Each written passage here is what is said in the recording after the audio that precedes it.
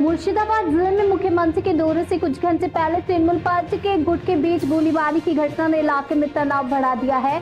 रविवार रात ब्रह्मपुर के बाबू लबन रोड स्थित एक क्लब में तृणमूल कार्यकर्ता मिठू जैन और उनके दोस्त बैठकर बातचीत कर रहे थे, तभी कुछ बदमाशों ने अचानक हमला कर दिया। हमलावरों ने पिस्तौल की बटों से हमला किया और कई राउंड फायरिंग की। इस हमले में तृणमूल कार्यकर्ता गंभीर रूप से घायल हो गए, जिन्हें मुर्शिदाबाद मेडिकल कॉलेज अस्पताल भेजा गया। घायल कार्यकर्ता मिठू जैन ने बताया कि हमला तृणमूल नेता पपाई घोष के नेतृत्व में किया गया था। पुलिस ने 2 आरोपियों को गिरफ्तार किया और घटनास्थल से एक पिस्तौल भी बरामद की है। पुलिस ने अब तक 5 लोगों के खिलाफ शिकायत दर्ज की है। पूरी घटना की जांच शुरू कर दी है। मुख्यमंत्री के दौरे के कुछ ही घंटे पहले ये घटना होने के कारण इलाके में तनाव की स्थिति बनी हुई है। বর্তমানে সব আসলে আমার কথাটা হলো এটাই যে হঠাৎ করে ছেলে এলো, ওর জীবনে হয়নি আমাদের বাবুলনাথ লক্ষ্মী বাবা কারণ তার মধ্যে একটা ছেলে বা দুটো ছেলে আর্মস নিয়ে এসে গুলি চালালো, কিছু গুলি আকাশে চালালো, কিছু গুলি আমাদের থাকতে 6 রাউন্ড বা 7 রাউন্ড গুলি চালাচ্ছে। তার মধ্যে কিছু রাউন্ড আমরা হাতে হ্যান্ড ওভার করে দিচ্ছি, চেক করবো। তারপর যখন বেধড়ক ভাবে আমার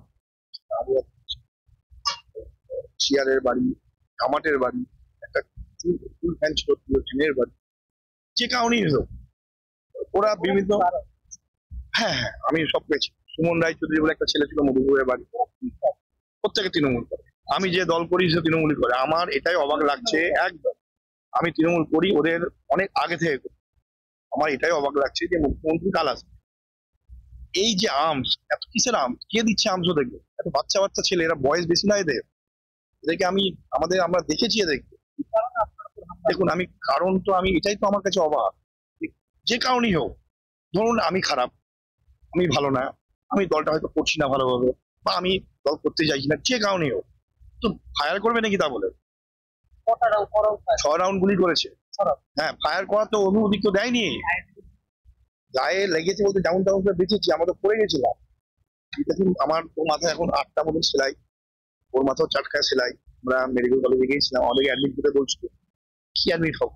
বাড়িতে সবাই ভয় করছে, কাঁদছে। অ্যাডমিট হয়নি, আমরা অ্যাডমিট ছাড়া তো কোনো উপায় নেই। অ্যাডমিট হয়নি, কেন অ্যাডমিট হবো? ও যে অ্যাডমিট হলে কেস করা যাবে, ও যে অ্যাডমিট করলে কেস করবে, কিসের কেস? আরে দল যে দল করি সে দল দেখুক ব্যবস্থা কি হচ্ছে এদের। না না না না, আমার সঙ্গে দেখুন যারা আজকে যে মিডিয়া আপনারা এসছেন, কোনো না কোনো ভাবে তারা আমাকে চেনেন। আমি বাবুলমোনা পুজো করি, তৃণমূলটা করি এবং বাবুলমোনা পুজো করি, এই দুটো আমার অস্তিত্ব। দেখুন এই মুহূর্তে তো কোনো পদ ডিক্লেয়ার হয়নি। আমি আগে যুব সভাপতি ছিলাম, শহরের টাউনের সেক্রেটারি ছিলাম, জেলা সেক্রেটারি।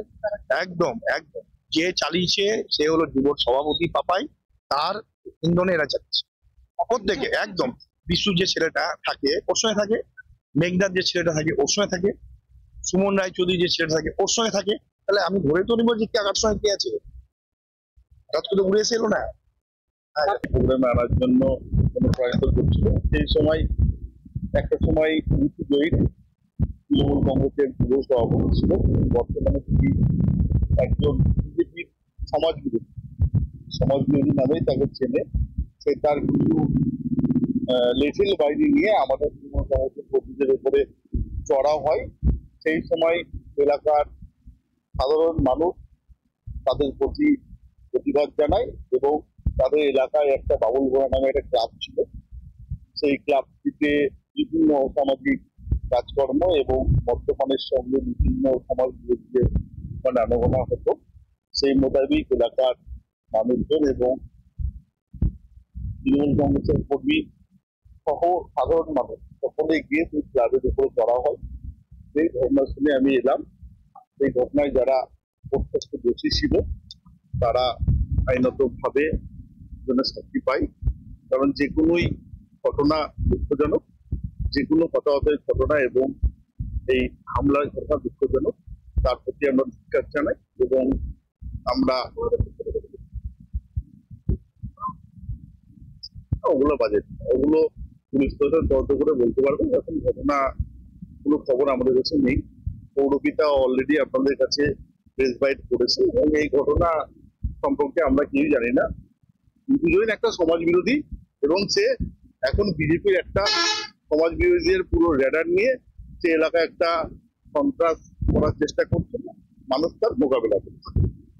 আমার নাম পাপাই ঘোষ, বহরমপুর শহর শহর পাপাই ঘোষ বর্তমানে